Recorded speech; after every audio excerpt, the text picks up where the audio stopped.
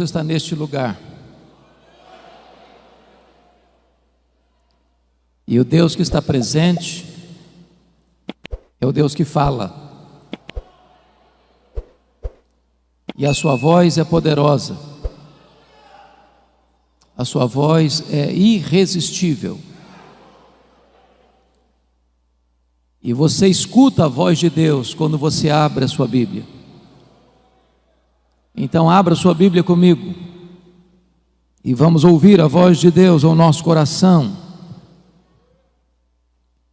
Abra em Joel, profeta Joel, capítulo 2.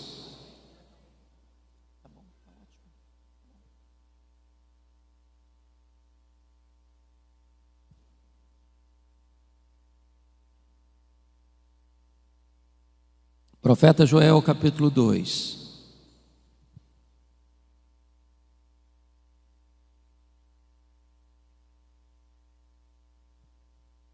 Nós vamos ler dos versos 12 ao verso 17, Joel capítulo 2. Ainda assim, agora mesmo, diz o Senhor, convertei-vos a mim de todo o vosso coração, e isso com jejuns, com choro e com pranto. Rasgai o vosso coração e não as vossas vestes, e convertei-vos ao Senhor, vosso Deus, porque Ele é misericordioso e compassivo, e tardio em irar-se, e grande em benignidade, e se arrepende do mal. Quem sabe se não se voltará e se arrependerá, e deixará após si uma bênção, uma oferta de manjares e libação para o Senhor nosso Deus. Tocai a trombeta em Sião, promulgai um santo jejum, proclamai uma assembleia solene, congregai o povo, santificai a congregação, ajuntai os anciãos, reuni os filhinhos e os que mamam. Saia o noivo da sua recâmara e a noiva do seu aposento. Chorem os sacerdotes, ministros do Senhor, entre o pórtico e o altar, e orem. Poupa o teu povo, ó Senhor, e não entregues a tua herança ao opróbrio, para que as nações façam escárnio dele, porque hão de dizer entre os povos: onde está o seu Deus? Ainda nesse mesmo capítulo, versos 28 e 29. E acontecerá depois que derramarei o meu espírito sobre toda a carne. Vossos filhos e vossas filhas profetizarão, vossos velhos sonharão, e vossos jovens terão visões. Até sobre os servos, sobre as servas, derramarei o meu espírito naqueles dias. Aleluia. Amém. Eu estou diante de uma assembleia majoritariamente de jovens.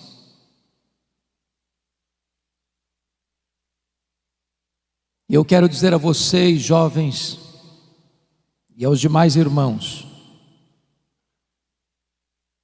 como vocês todos bem têm ciência de que nós estamos vivendo os tempos mais críticos, mais difíceis, mais amargos das últimas gerações.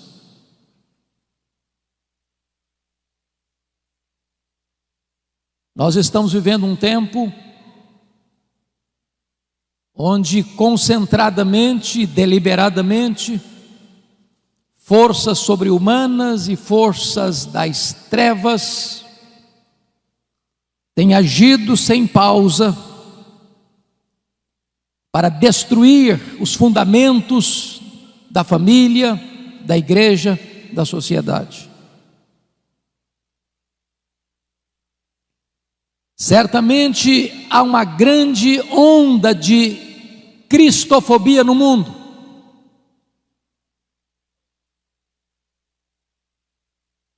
Em muitos lugares, enquanto estamos reunidos aqui, crentes estão sendo presos, torturados, mortos.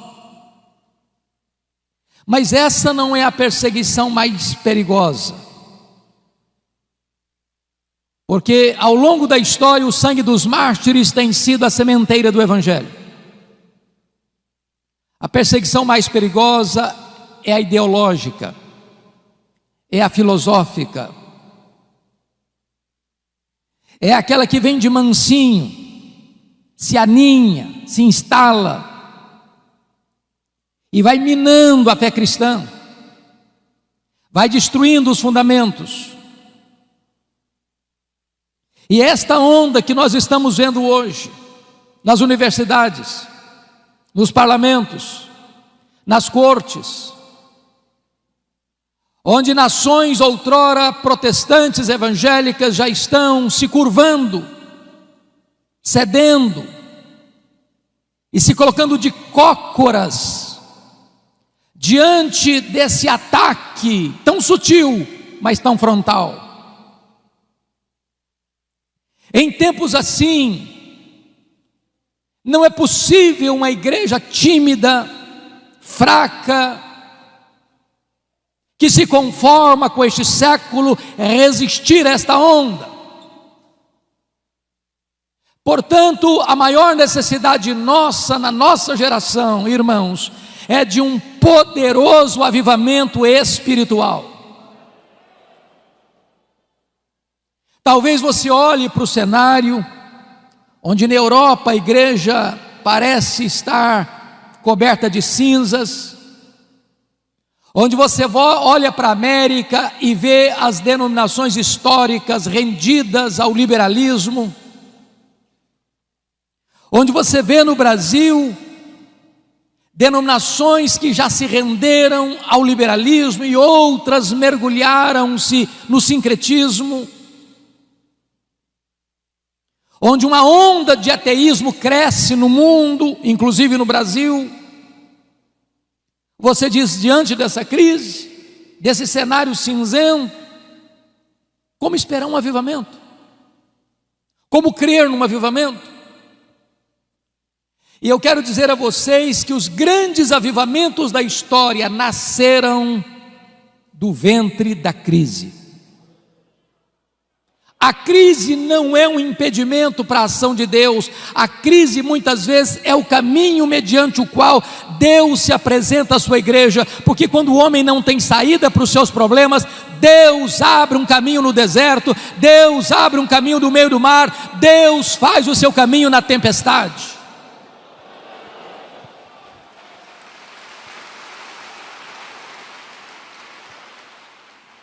E eu queria que você, com a Bíblia aberta no texto comigo, eu preciso que você esteja com a sua Bíblia aberta no texto, para nós entendermos qual era a crise que o profeta Joel estava descrevendo, para propor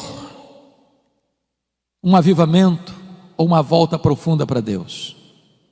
Por favor, olha comigo. No capítulo 1, versículo 4, para uma cultura daquela época agropastoril, ou seja, o povo só podia sobreviver da agricultura e da pecuária. Olha comigo o verso 4, o que está acontecendo? O que deixou o gafanhoto cortador, comeu o gafanhoto migrador. O que deixou o migrador, comeu o gafanhoto devorador. O que deixou o devorador, comeu o gafanhoto destruidor. O gafanhoto é um inseto que encontra pela frente um pomar e deixa para trás um deserto. O gafanhoto é um inseto que come e defeca ao mesmo tempo. E esses 4 bandos de gafanhotos trouxeram uma devastação total para a agricultura daquele tempo. Se não bastasse isso, em segundo lugar, veja comigo o verso 10, capítulo 1. o campo está assolado e a terra de luto, porque o cereal está destruído, a vide se secou, as olivas se murcharam. O que você nota aqui é um cenário de seca severa. As chuvas não descem, o solo não produz, não tem alimento, os armazéns estão vazios, os celeiros estão vazios, a mesa está sem comida.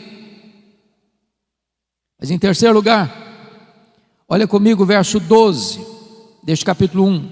A vide se secou, a figueira se murchou, a romeira também e a palmeira, entenda-se aqui a tamareira, e a macieira, todas as árvores do campo se secaram, e já não há alegria entre os filhos dos homens. Se você percebeu, todas estas árvores descritas são frutíferas, a base da economia, a base da comida na mesa, a base da sustentação do povo. Estamos falando de uma crise de sobrevivência, não só de um ataque de insetos, mas de uma seca severa. Mas tem mais. Olha comigo o versículo 17. A semente mirrou debaixo dos seus torrões, os celeiros foram assolados, os armazéns derribados, porque se perdeu o cereal. Em outras palavras, mesmo diante da seca e do ataque de insetos, o povo ainda pegou as suas poucas sementes que tinham e apostou na esperança e plantou na esperança de que aquela semente pudesse ser regada por uma chuva e pudessem ter colheitas. Mas até esta semente morreu mirrada no ventre da terra. Mas tem mais. Como é que fica diante disso a pecuária? Olha o verso 18. Como geme o gado, as manadas de bois estão sobremodo inquietas, porque não tem pasto, também os rebanhos de ovelhas estão perecendo. Em outras palavras, agora não só não tem fruto, como não tem gado, como não tem carne, como não tem leite, como não tem manteiga, como não tem provisão, como não tem comida. A nação está assolada por uma crise financeira sem precedentes.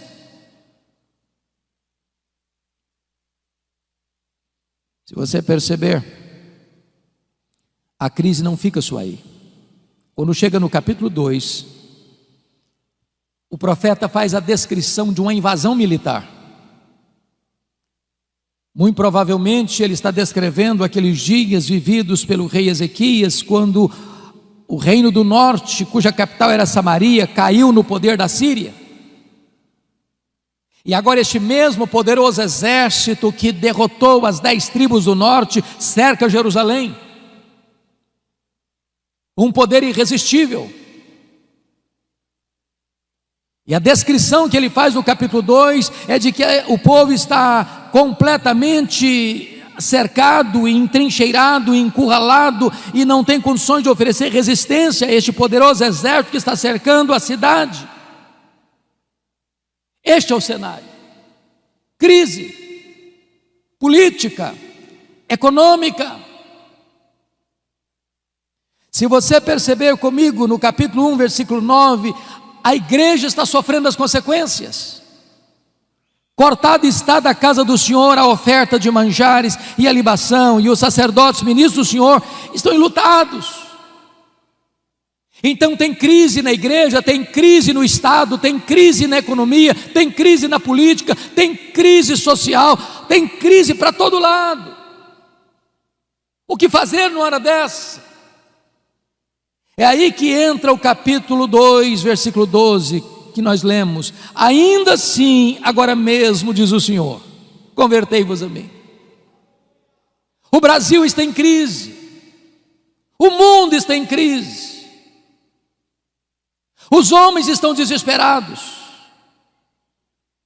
Mas quando na crise o povo de Deus se volta para Deus, nasce o sol da esperança, nasce a cura, nasce a restauração. E eu gostaria que você olhasse comigo nesta noite, quais são esses aspectos dessa volta para Deus, a natureza dessa volta para Deus. Primeiro, é uma volta para uma relação pessoal com Deus. Olha o verso 12: convertei-vos a mim. Não se trata de uma relação institucional. Não se trata apenas de você ser membro de Canaã ou de qualquer outra comunidade cristã evangélica de Fortaleza. Se trata sim de uma relação pessoal de você com Deus, de você se voltar para Deus, de você conhecer a intimidade de Deus, de você saber quem é Deus na sua vida, na sua história, é de você se render por completo ao Deus vivo e todo-poderoso, que pode pegar você hoje e levantar você, e revestir você de forças, e avivar o seu coração.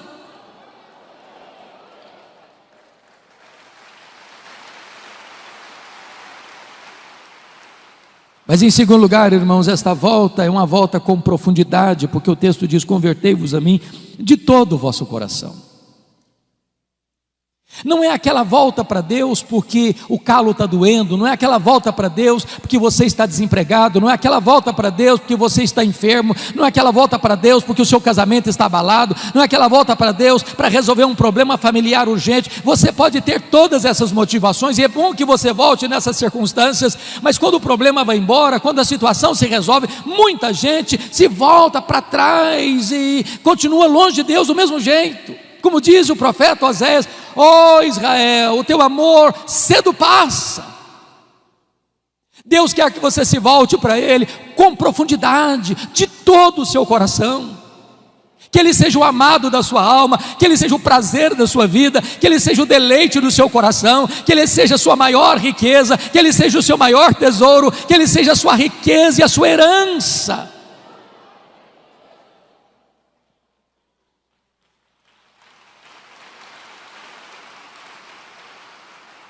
Mas em terceiro lugar, essa volta para Deus é uma volta com diligência, porque o versículo 12 diz: convertei-vos a mim de todo o vosso coração, e isso com jejuns.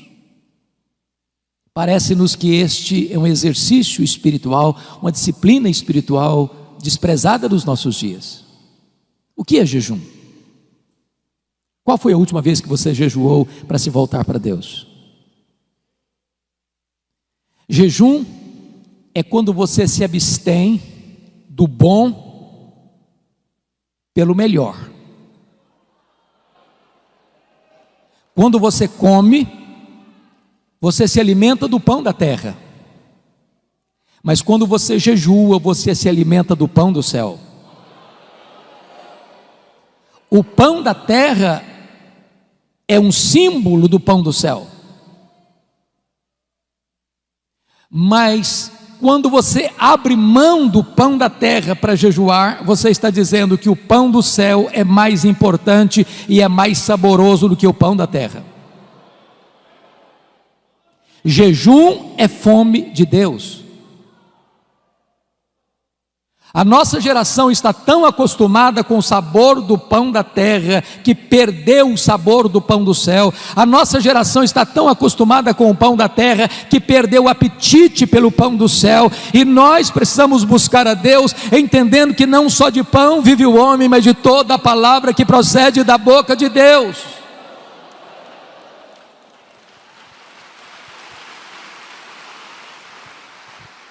O apóstolo Paulo, escrevendo aos Coríntios, disse: portanto, quer comais, quer bebais, quer façais qualquer outra coisa, fazei tudo para a glória de Deus.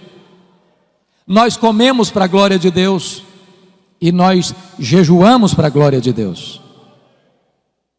Então você pergunta: se eu como para a glória de Deus e se eu jejuo para a glória de Deus, qual é a diferença então entre comer e jejuar? É que quando você come para a glória de Deus, você se alimenta do símbolo do pão do céu. Mas quando você jejua para a glória de Deus, você se alimenta do próprio pão do céu.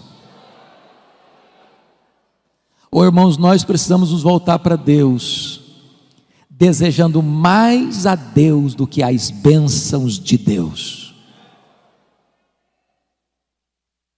Mais a presença de Jesus, como cantamos, do que dinheiro, do que sucesso, do que prazeres.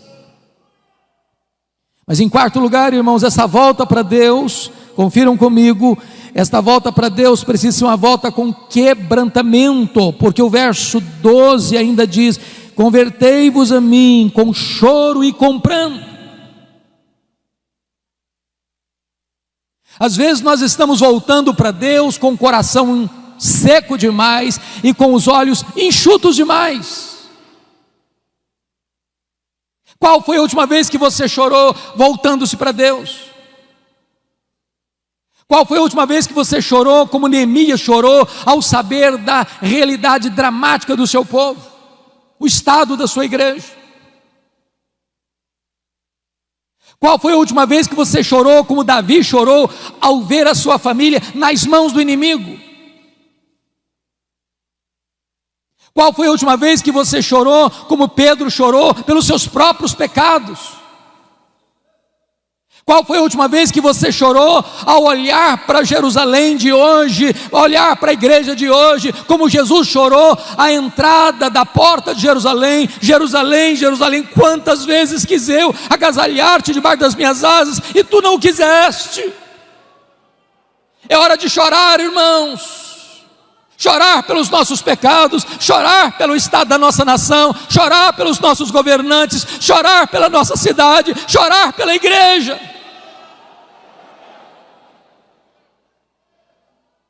Mas notem mais, essa volta para Deus, em quinto lugar, precisa ser uma volta com sinceridade, porque o verso 13 diz: rasgai o vosso coração e não as vossas vestes, e convertei-vos ao Senhor vosso Deus. O que significa isso?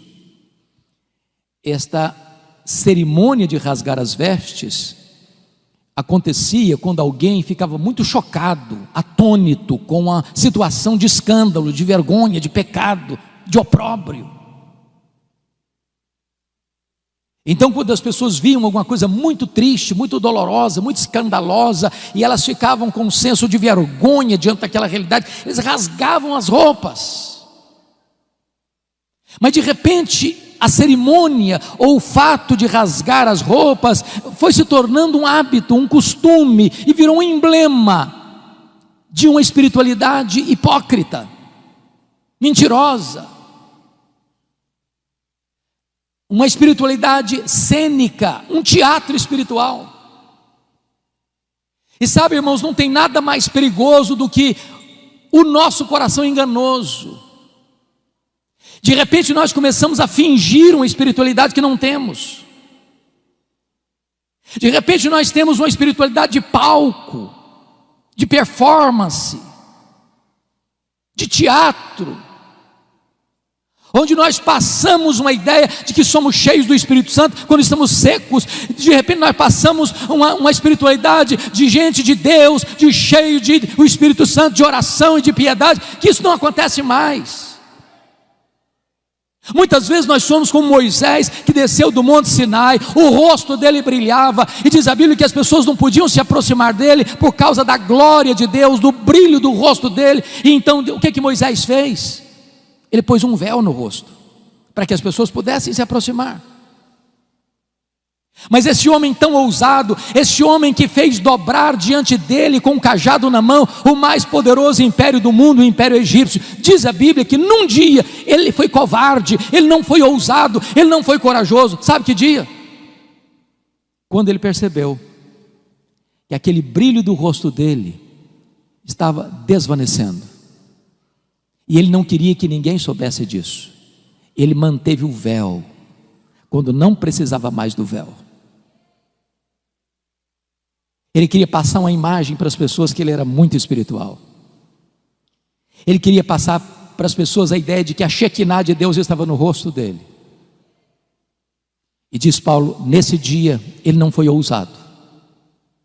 E você e eu, se queremos experimentar um poderoso reavivamento espiritual, precisamos ter muito cuidado com os clichês, com os jargões que nós criamos. Às vezes nós vamos orar, damos uma tremidazinha na voz para passar a ideia que nós somos espirituais. Deus não se importa com isso. Ele conhece o coração. Ele está dizendo, rasgue o coração, rasgue o coração, rasgue o coração nessa volta para mim.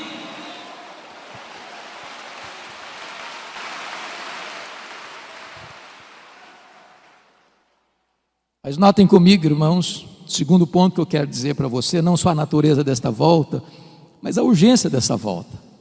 Olha no começo do verso 12, quando ele diz: ainda assim agora mesmo. O que ele quer dizer, ainda assim agora mesmo, convertei-vos ao Senhor? Se você prestou atenção na narrativa do capítulo 1 e do capítulo 2, a situação era de crise, a economia combalida, a igreja sem suprimento e o sacerdote chorando, não tem dízimo, não tem oferta. Se você olha para o campo, não tem fruto. Se você olha para o pasto, o gado está morrendo de fome e de sede. Se você olha para o cenário político, o poder de um império invasor está pronto para tomar a cidade. A crise é medonha, mas Deus está dizendo: ainda assim, agora mesmo, se vocês se voltarem para mim, se converterem a mim, eu mudo esse cenário, eu altero esse cronograma, eu transformo essa realidade triste numa situação de alegria e de vitória.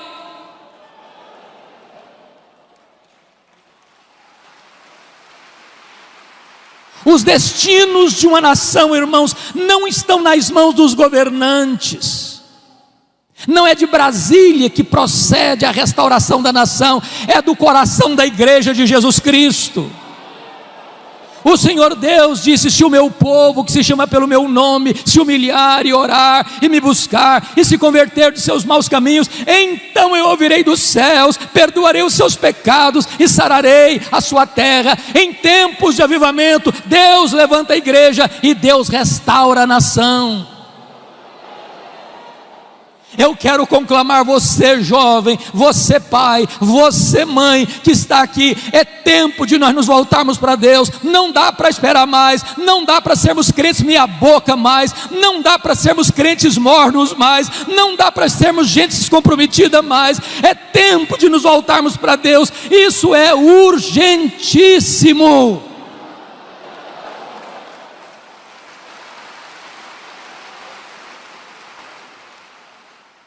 Mas em terceiro lugar, depois que você examina a natureza da volta e a urgência da volta, o profeta Joel vai nos dar um motivo para essa volta para Deus. Confira comigo o verso 13. Convertei-vos ao Senhor vosso Deus. Por quê? Olha a razão. Por quê? Porque Ele é misericordioso e tardio em irar-se, e grande em benignidade, e se arrepende do mal. Quantas vezes você e eu já choramos pelo nosso pecado? Quantas vezes vocês e eu já dissemos: Senhor, tem misericórdia de mim? Porque se Deus observar os nossos pecados, nós vamos perecer. Talvez você pergunte: mas como assim, pastor? Pecando? Presbíteros, líderes? Deixa eu dizer uma coisa a você. Se você não está vendo os seus pecados, é porque você está longe da luz. As pessoas que mais confessam os seus pecados e mais choram pelos seus pecados, não são as que mais pecam, são as que mais perto de Deus andam. Porque quando nós estamos na presença daquele que é santo, santo, santo, até os serafins cobrem o rosto.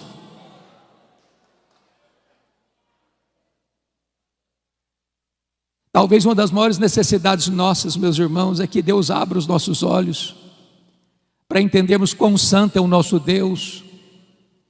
E este Deus é o Deus que é compassivo e benigno. Ele habita lá no alto e sublime trono, mas Ele habita com abatido e contrito de coração. E se você se voltar para Ele, Ele se volta para você. Se você correr para Ele, Ele vai abraçar você, Ele vai tirar suas vestes sujas, Ele vai restaurar a sua vida, Ele vai fazer uma festa com a sua volta, e você vai ter uma alegria tão gloriosa e bendita da comunhão com Ele.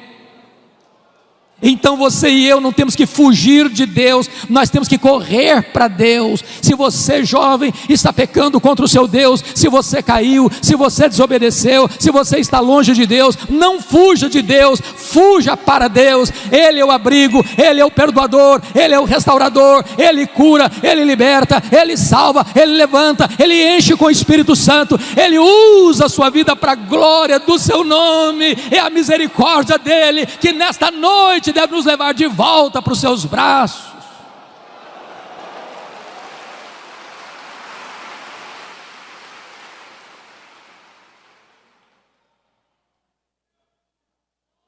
Mas notem comigo, como é que deve ser esta convocação para a volta para Deus. Olha o versículo 15 comigo. Tocai a trombeta em Sião. Oh, irmãos amados, está escrito: promulgai um santo jejum e proclamai uma assembleia solene. O que esse texto está dizendo é que o seu e o meu problema não está lá fora, está aqui dentro do nosso coração. A trombeta não é tocada para fora dos muros, a trombeta é tocada para dentro de Sião.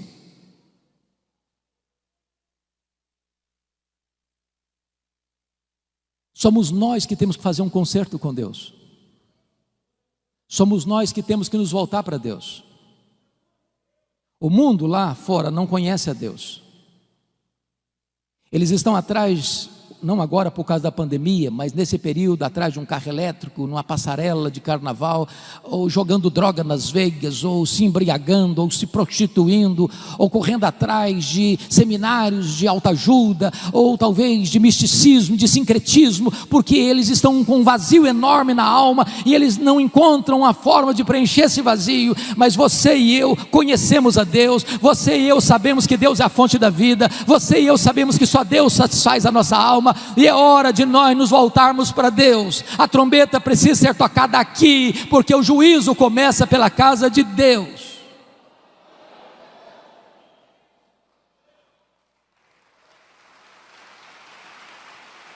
O nosso maior problema não vem de fora, mas vem do nosso próprio coração. E é curioso, meus amados, que há um momento em que o jejum deixa de ser particular. Jesus disse que quando você for jejuar, não é se, é quando, porque pressupõe que crente jejua. Você deve lavar o rosto, você não deve fazer propaganda, você não deve trocar trombeta. Mas há um momento em que a crise é grande e é geral. Esse jejum não é mais particular, esse jejum é convocado, é conclamado, ele é geral, ele é para todos. E quem sabe nós precisamos hoje, irmãos, dizer: meu Deus, nós precisamos nos voltar para Ti. E todos precisam voltar. Você precisa voltar. É necessário conclamar um jejum solene, uma convocação solene, uma assembleia solene, para que todos se voltem para Deus. Mas quem são esses integrantes que vão voltar para Deus? Confira comigo, por gentileza, o versículo de número 16: congregai o povo, santificai a congregação, ajuntai os anciãos. Primeiro, os anciãos. Quem são os anciãos? São os líderes. Os primeiros a pôr o pé na água são os líderes. Os primeiros a acertar a vida com Deus são os líderes. Os primeiros a buscarem a Deus são os líderes. Os de cabeça branca precisam puxar essa fila.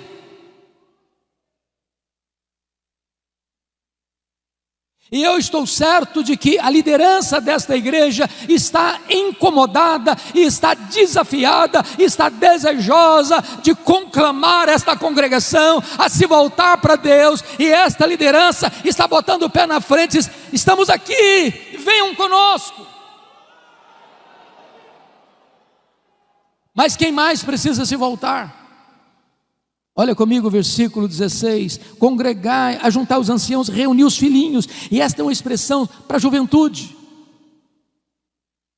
Lugar de jovem curtir a vida não é no mundo. Lugar de jovem viver a plenitude da vida é na presença de Deus. E eu quero convidar você, adolescente, eu quero convidar você, jovem, a colocar a sua juventude nas mãos de Deus e a buscar a Deus.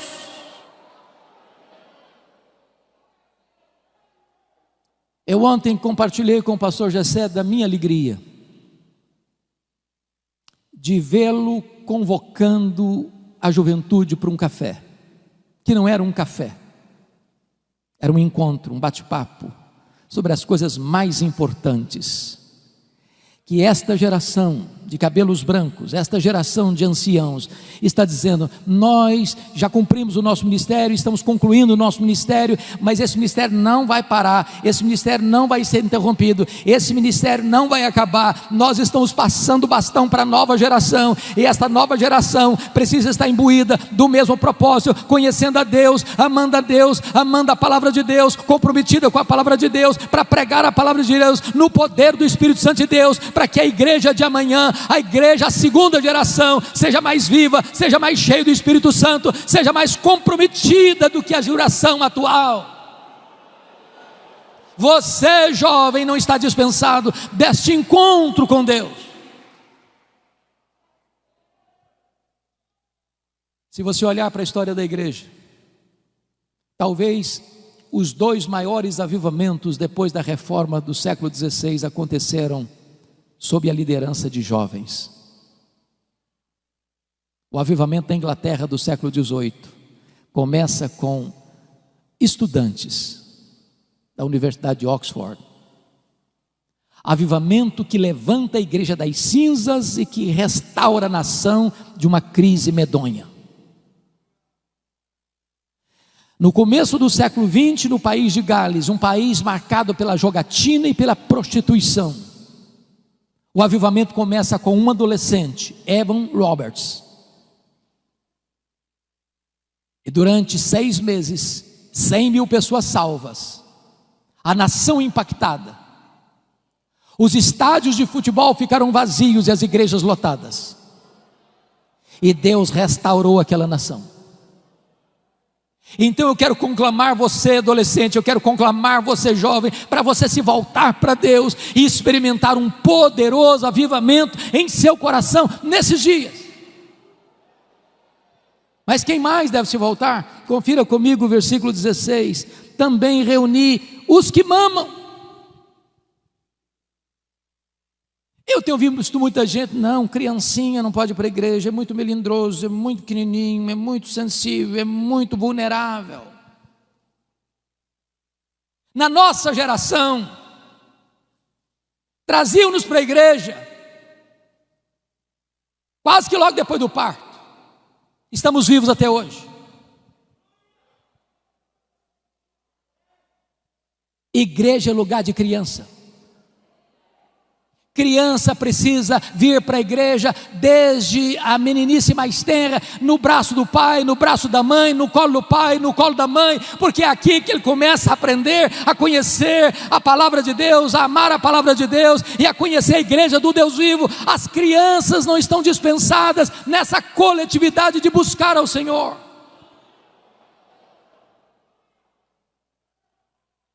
Mas preste atenção.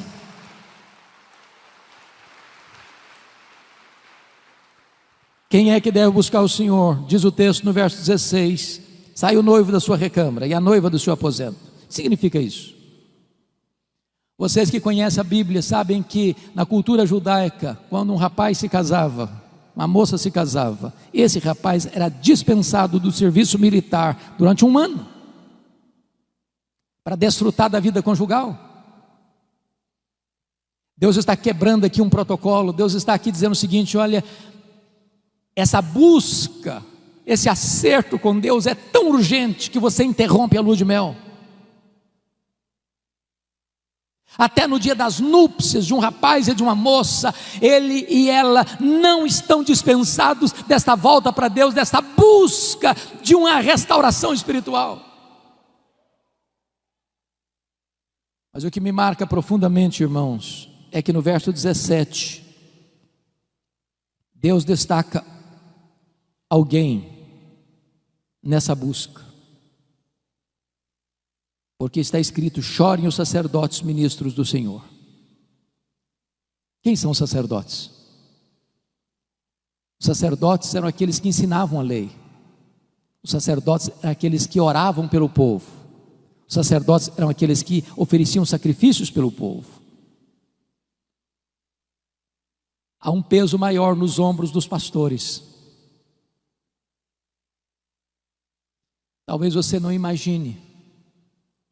Você vê pastores aqui à frente, o peso que eles sentem nos seus ombros, pelas ovelhas. E a ordem que Deus dá para nós pastores é chorar. Chore os ministros, sacerdotes do Senhor. E o que deve levar um pastor a chorar num tempo de crise, buscando avivamento? Primeiramente, é o amor ao povo de Deus, para que ele não seja opróbrio, para que não seja motivo de vergonha. A igreja evangélica brasileira, irmãos, está sendo mais conhecida na mídia pelos seus escândalos, líderes presos, acusados dos crimes mais vergonhosos. E nós pastores precisamos chorar, dizer: meu Deus, não deixa a tua noiva passar vergonha, não deixa a tua igreja ser enxovalhada neste mundo, não deixa a tua igreja ser motivo de piada no mundo, não deixa a tua igreja passar por esse vexame público. Salva o teu povo disso. Mas em segundo lugar, os sacerdotes precisam chorar por uma outra motivação: o zelo pela glória de Deus. Porque hão de dizer entre os povos: onde está o seu Deus? O líder precisa ter paixão pela glória de Deus, zelo pelo nome de Deus, porque quando a noiva está suja, quando a noiva está indiferente, quando a noiva perdeu o seu primeiro amor, a glória de Deus, a honra de Deus é questionada no mundo. Cadê Deus? Por que Deus não age? Por que Deus permite isso? Por que a igreja está desse jeito?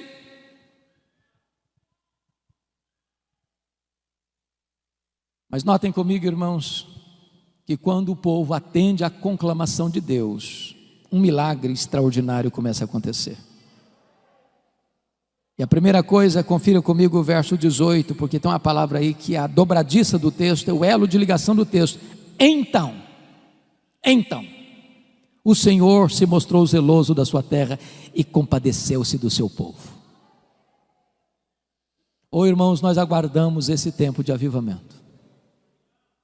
Sabe o que vai acontecer?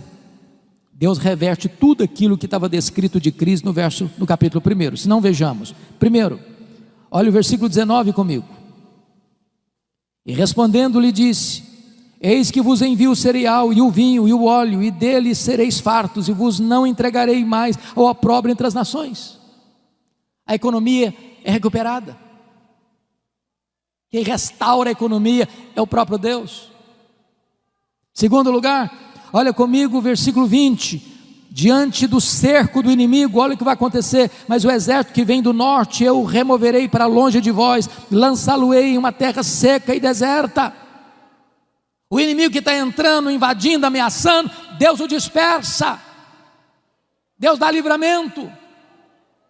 Terceiro, numa época de chuva, de seca, olha o resultado no verso 23: alegrai-vos, pois, filhos de Sião, regozijai-vos no Senhor vosso Deus, porque Ele vos dará em justa medida a chuva, fará descer como outrora a chuva temporã e a serôdia. Agora não tem mais seca, tem chuva.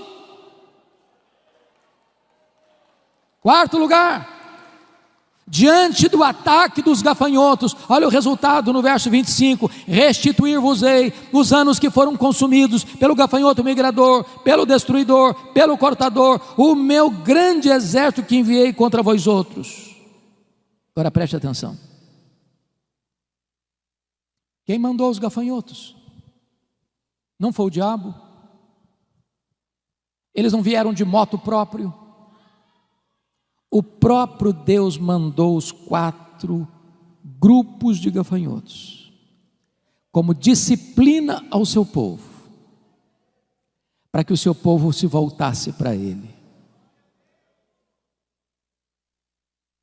Oh, irmãos amados, Deus está tocando trombetas aos nossos ouvidos. A crise mundial é uma voz altissonante de Deus à sua igreja: meu povo, volte-se para mim, volte-se para mim, volte-se para mim. Que quem tem poder de reverter essa crise sou eu. Quem tem poder de suspender essa crise sou eu. Quem tem poder de levantar a igreja e restaurar as nações sou eu.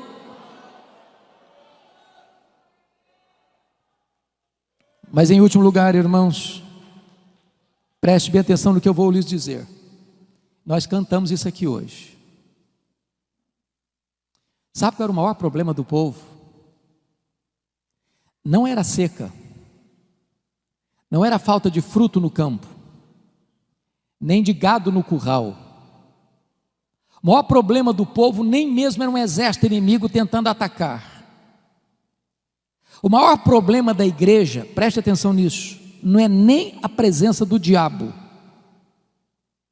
O maior problema da igreja é a ausência de Deus. Foi o que Paulo disse: se Deus é por nós, quem será contra nós? Você e eu podemos perder bens materiais, você e eu podemos perder emprego, você e eu podemos perder até a saúde. O que você e eu nunca podemos perder é a presença de Deus. É a presença de Deus. Não tem nada mais triste, irmãos, do que a inscrição Icabode, foi-se a glória do Senhor. É por isso que está escrito no verso, confira comigo aí por gentileza, 27, sabereis que eu estou no meio de Israel, e que eu sou o Senhor vosso Deus, e não há outro, e o meu povo jamais será envergonhado. É a presença de Deus, é a presença de Deus, é a presença de Deus. Eu quero concluir, levando você agora para os versos 28 e 29, porque está escrito assim: e acontecerá depois, preste atenção, não antes, e acontecerá depois. Depois de quê? Depois que o povo de Deus se volta para Deus de todo o coração, com jejuns, com choro, com pranto, rasgando o coração e não as vestes. Depois que o povo de Deus se volta para Deus, olha a promessa: e acontecerá depois que derramarei o meu espírito sobre toda a carne. Vossos filhos e vossas filhas profetizarão, vossos velhos sonharão, vossos jovens terão visões, e até sobre os servos e sobre as servas derramarei o meu espírito naqueles dias. Sabe o que aconteceu, irmãos? Essa promessa de Joel, mais de 600 anos depois, se cumpre no dia de Pentecostes. E quando Pedro se levanta, porque o povo está perguntando o que quer isso dizer, atônito, uns achando com preconceito são galileus, outros com desprezo, estão bêbados. Pedro se levanta e diz assim: não, eles não estão bêbados. O que está acontecendo aqui é o que disse o profeta Joel: e acontecerá depois que derramarei do meu espírito sobre toda a carne. E esta promessa não é apenas para nós, não é apenas para vós, é para os vossos filhos, é para aqueles que estão ainda longe, é para quantos o Senhor nosso Deus chamar. Significa o seguinte: essa promessa de Joel é para a igreja evangélica, Assembleia de Deus, Ministério Canaã. Esta promessa é para você que está aqui hoje, nesta noite. Esta promessa é para você que está acompanhando este culto pela internet. Esta promessa é para a igreja evangélica brasileira. Esta promessa é para os nossos dias.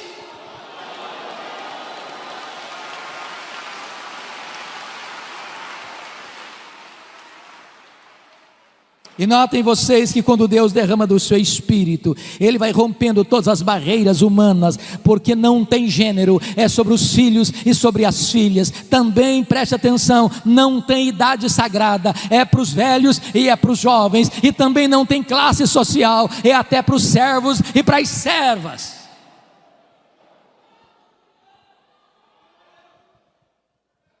E diz o texto, duas coisas eu destaco para fechar: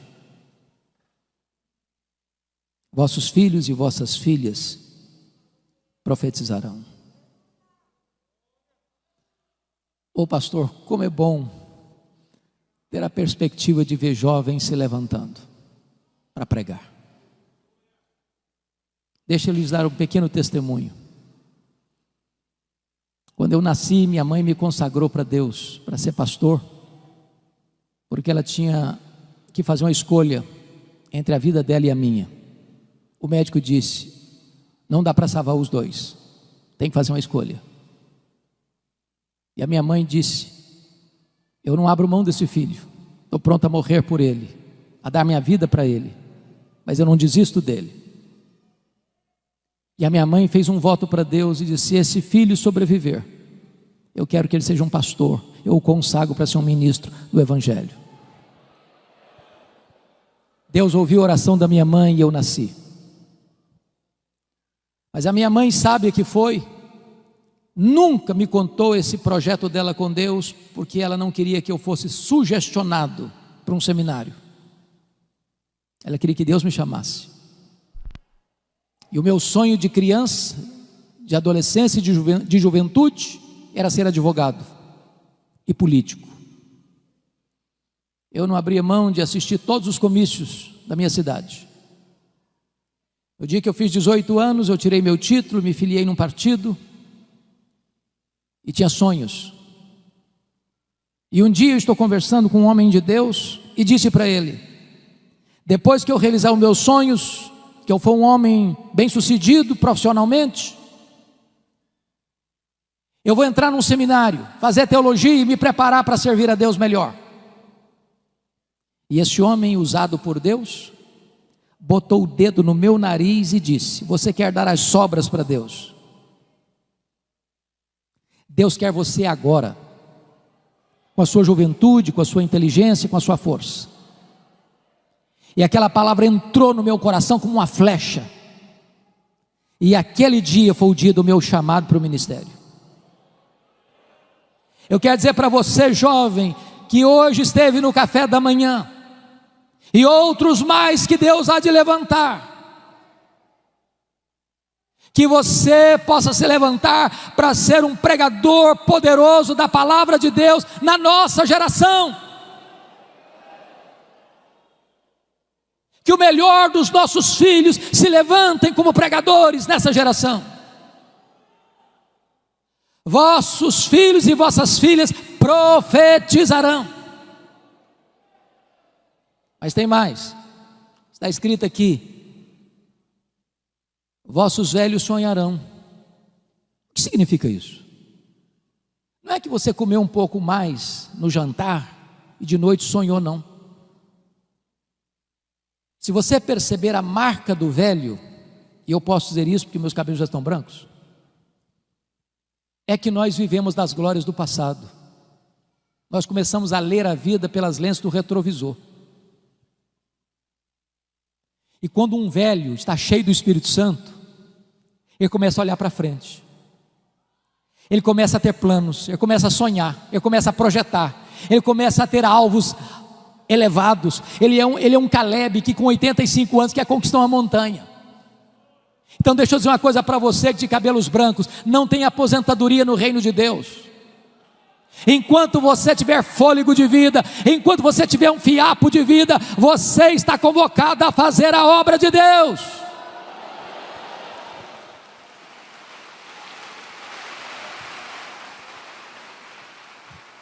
Não é hora de você vestir um pijama, não é hora de você ficar numa cadeira de balanço. É hora de você se levantar e usar a sua sabedoria, e usar o seu conhecimento, e usar a sua experiência, e usar as forças que Deus vai lhe dar para ser uma bênção nas mãos de Deus.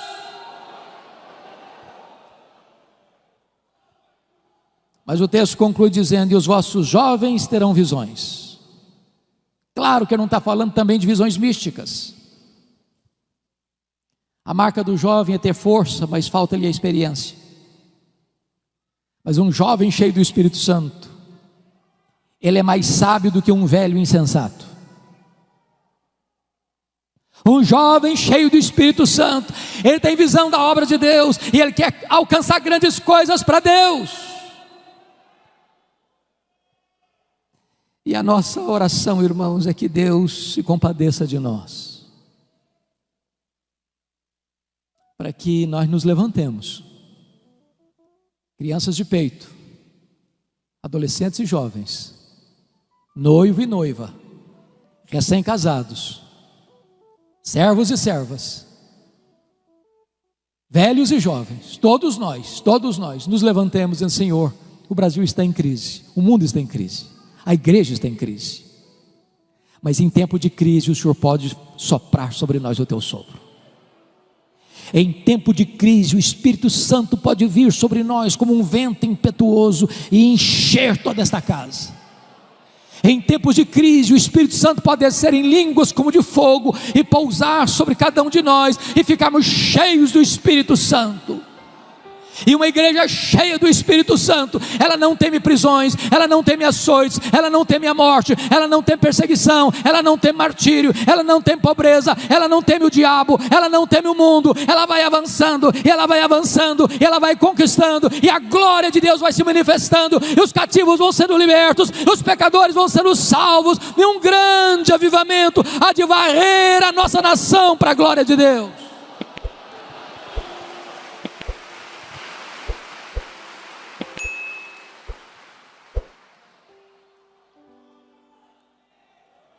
Você quer esse avivamento, irmão?